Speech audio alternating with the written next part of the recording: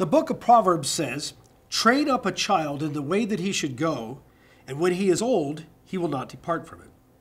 Now, training involves two things. One is the receiving of instruction, and the second is the practice of that instruction. Remember the first time you drove a car or tried to throw a basketball through a hoop, and how awkward it felt? And yet other people seem to do it so easily. And then you received instruction, and what did you do? Well, you practiced, and you practiced some more until you learned how to drive a car.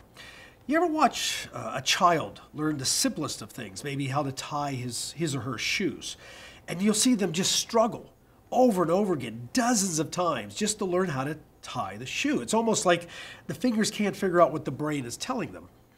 Well, athletes call this muscle memory, and what they do is they repeat something over and over and over again until it becomes second nature.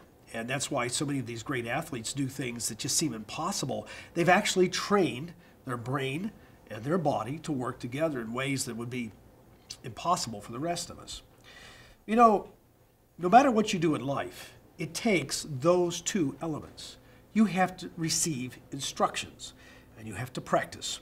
And that goes towards learning how to learn skills of a job, and it applies to Christianity too. You know, you learn how to not tell lies by telling the truth over and over and over again. The famous coach Vince Lombardi once said that practice doesn't make perfect, perfect practice makes perfect.